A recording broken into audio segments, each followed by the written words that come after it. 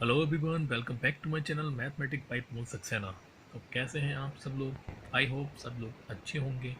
तो काफ़ी दिनों के बाद एक वीडियो आ रही है आपके लिए, चैप्टर नंबर 7 कमर्शियल मैथमेटिक्स की, जो कि लास्ट टाइम से काफ़ी टाइम से पेंडिंग थी और काफ़ी कमेंट्स में भी आया था कि इस एक्सरसाइज को ज़रूर करा दीजिएगा।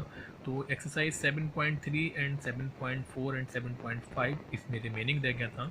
7.1 एंड 7.2 मैंने पहले इसमें वीडियो है, इसमें कमेंट बॉक्स में आप देख सकते हैं नीचे।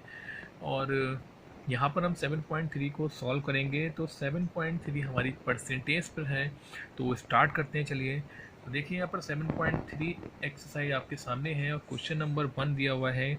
The tuition fee of a school for one child is increase from 4,800 to 6,000। Means पहले ट्यूशन फीस एक बच्चे की 4,800 थी, जो कि बाद में 6,000 हो चुकी है। तो इसमें कुछ ना कुछ इंक्रीज हुआ है यहाँ से यहाँ तक। तो find the percentage increase in tuition fees. तो हमें ये फाइंड करना है कि हमारी ट्यूशन फीस में कितना सा इंक्रीमेंट हुआ है। तो देखिए हमने क्या करेंगे, सबसे पहले हम ओल्ड फीस हमारे पास दे रखी है 4,800 और न्यू फीस है हमारे पास 6,000। तो यहाँ पर हमारे पास कितना इंक्रीमेंट हुआ है इस फीस में, तो हम इंक्रीमेंट निकाल सकते हैं कि 6,000 हमारे पास न्यू फीस थी, 4,800 ओल्ड फीस थी। इंक्रीमेंट हमारा हो चुका है 1,200 रुपये, मीन्स हमारी फीस जो है 1,200 रुपये ज़्यादा हो चुकी है। अब हमें निकालना है कि परसेंटेज निकालना है। इंक्रीमेंट तो निकाल लिया हमने, लेकिन इंक्रीमेंट परसेंट में निकालना है। तो इसका फॉर्मूला होता है इंक्रीमेंट जितना भी हुआ है इंक्रीज अपॉन में ओल्ड फीस की जो पहले वाली फीस थी उससे मल्टीप्लाई 100। तो इंक्रीमेंट को रखेंगे हम ऊपर 1200, नीचे 4800 आ जाएगा, क्योंकि ओल्ड फीस थी मल्टीप्लाई 100। यहाँ पर देखिए आप दोनों जीरो से इसके दोनों जीरो कैंसिल कर सकते हैं। इसके बाद 12 से आप 48 को डिवाइड करेंगे तो 12 बन जाए, 12 4 जा। इसके बाद 4 से हम 100 को डिवाइड करेंगे तो 4 बन जाए, 425 जा। तो हमारा फर्स्ट आंसर आ जाएगा 25%। मीन्स 25% का इंक्रीमेंट हुआ है इस फीस में। समझ गए होंगे आप?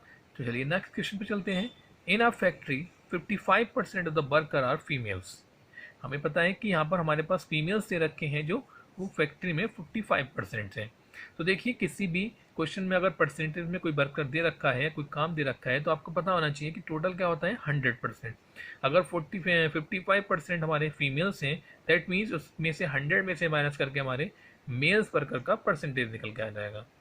हमारे पास एक्चुअल नंबर दे रखा है मेल वर्कर्स का, वो है 720। हमें फाइंड करना है कि कितने फीमेल वर्कर्स वहाँ पर वर्क कर रहे हैं और टोटल नंबर ऑफ वर्कर्स कितने हैं।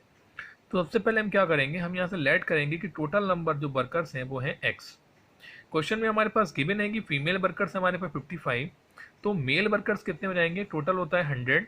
तो हम 55 यहाँ से माइनस करेंगे तो हमारे पास 45% टोटल वर्कर्स आ जाएंगे।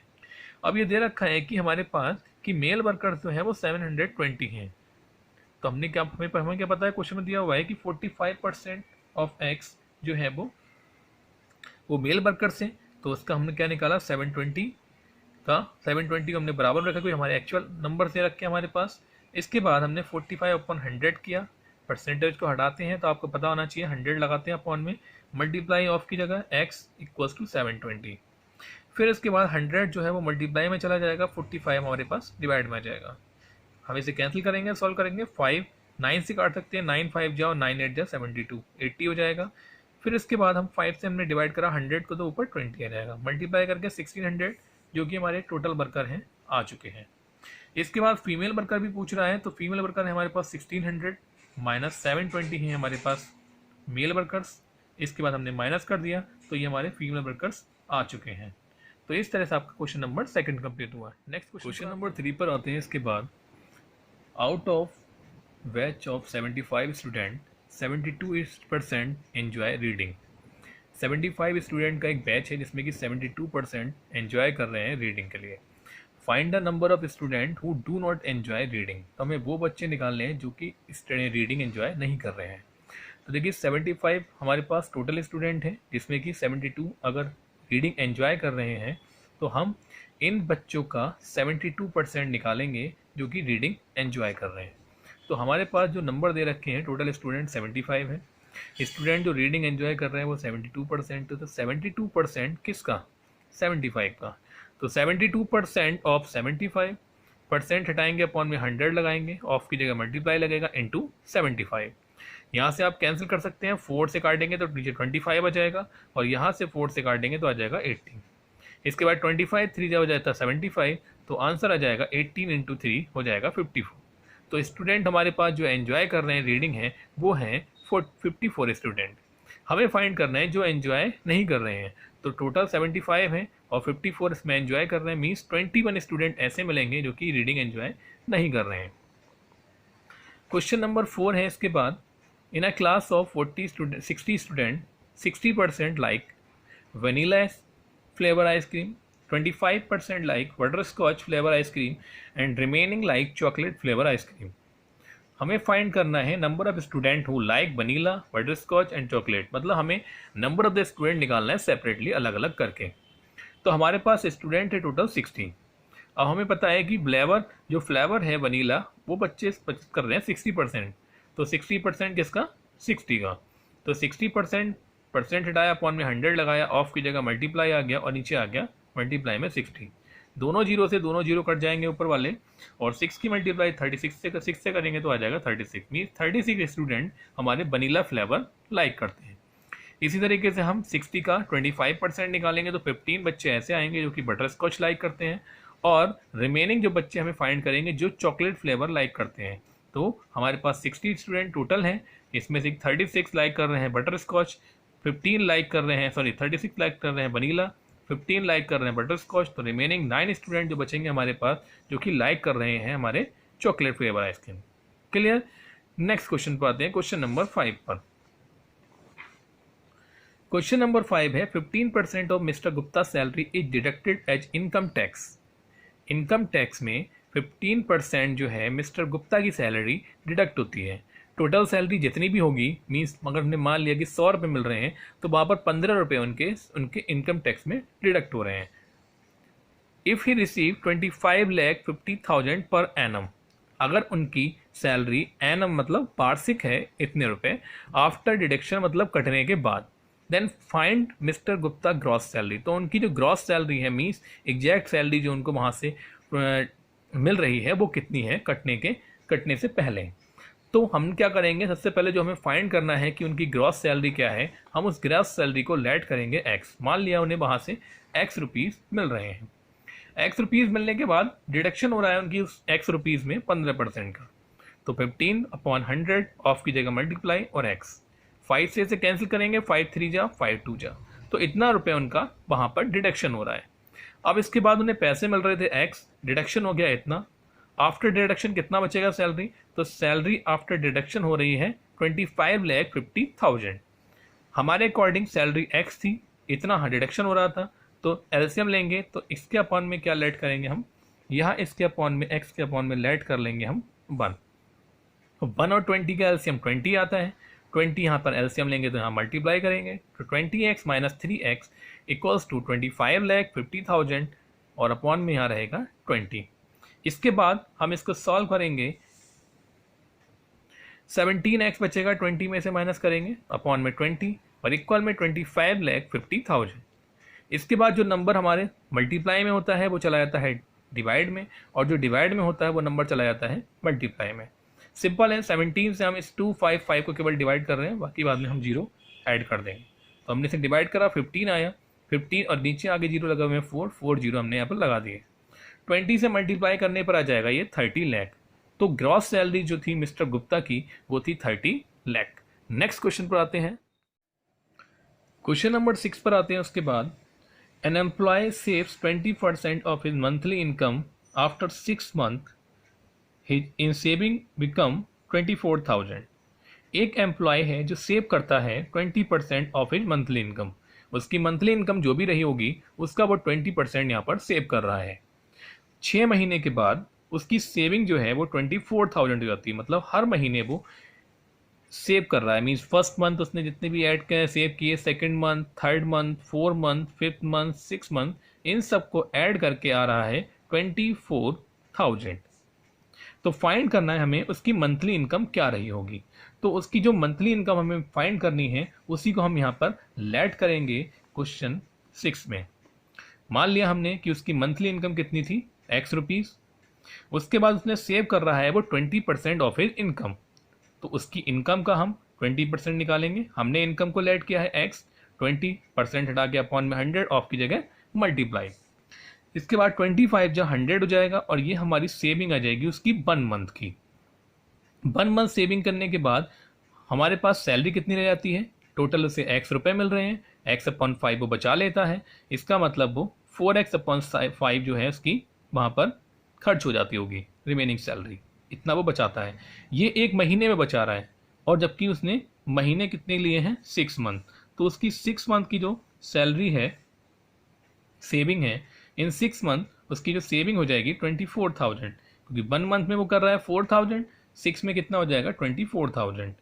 तो हमारे पास अकॉर्डिंग x अपॉन 5 1 मंथ की है, 6 मंथ की हो जाएगी 6x अपॉन 5 इक्वल में 24,000। 6 और 5 यहाँ मल्टीप्लाई और डिवाइड में है, ये डिवाइड और मल्टीप्लाई में पहुँचेंगे। 6 से हम डिवाइड करेंगे तो 4,000 आएगा, इधर 5 है, मल्टीप्लाई करेंगे तो 20,000, तो ये उसकी जो सैलरी थी 20,000 ये हमारे पास आ चुकी है। आते हैं नेक्स्ट क्वेश्चन पर, क्वेश्चन नंबर 7 पर आते हैं। अच्छा इस क्वेश्चन है काफ़ी। अ नंबर, ये क्वेश्चन कई बार हमारे कॉम्पिटिशन एग्जाम में भी आता है। A number is first increase by 20%, कोई भी एक नंबर है जो पहले इंक्रीज हुआ है 20% एंड देन डिक्रीज बाई 20%, और उसके बाद वो डिक्रीज भी हो गया है 20%, मीन्स पहले इंक्रीज हुआ और उसके बाद डिक्रीज भी हुआ है। उसके बाद आगे कह रहा है कि उसकी नेट इंक्रीज और डिक्रीज क्या हुआ उस नंबर में। तो पहले जो भी नंबर रहा होगा वो पहले 20% इंक्रीज हुआ, उसके बाद 20% डिक्रीज हुआ, तो हमें ये फाइंड करना है कि एग्जैक्ट नंबर था क्या। क्लियर?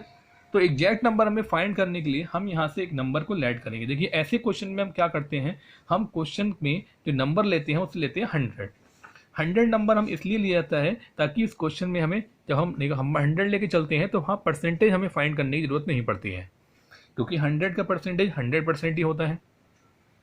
तो पहले ये नंबर इंक्रीज हुआ 20%, तो 100 था, 20% इंक्रीज हुआ, तो हम डायरेक्ट इसको लिख सकते हैं 120, और कैसे आया वो हम देख सकते हैं। देखिए 100 प्लस 100 का 20%, 20 अपॉन 100, 100 से 100 कैंसिल हो जाएगा, तो आंसर आ जाएगा 120। मीन्स अगर आप 100 ले रहे हैं, इंक्रीमेंट कर रहे हैं, तो डायरेक्ट आप 120 लिख के ये 2 लाइन यहाँ पर आप कम कर सकते हैं।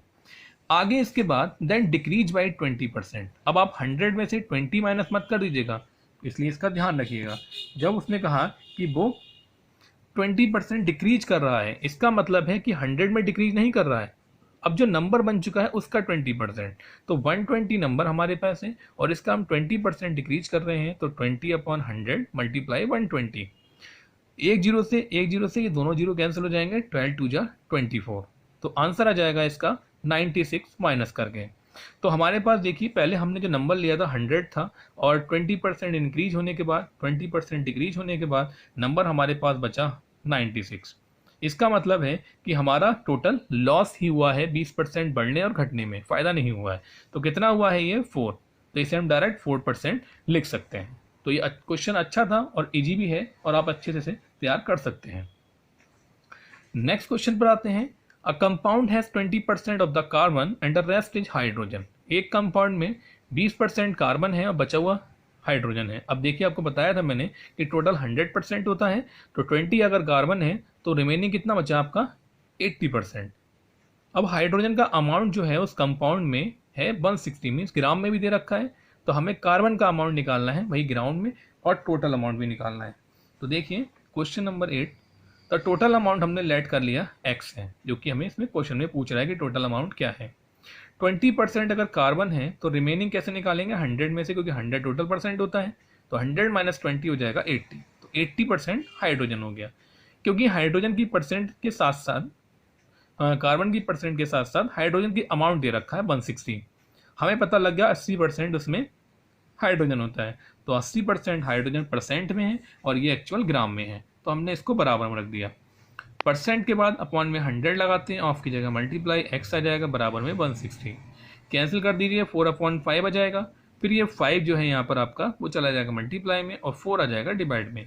सॉल्व करेंगे तो 40 हो जाएगा, 40 के मल्टीप्लाई 5 से करेंगे तो 200, मीन्स आपके पास जो कंपाउंड था वो 200 ग्राम का था, जिसमें कि 40 ग्राम जिसमें कि आपका 160 ग्राम हाइड्रोजन था, तो रिमेनिंग बचा 40 ग्राम आपका क्या बचेगा इसमें कार्बन। क्लियर। तो ये आपकी एक्सरसाइज 7.3 का लास्ट क्वेश्चन था और यहाँ से ये कंप्लीट हुआ।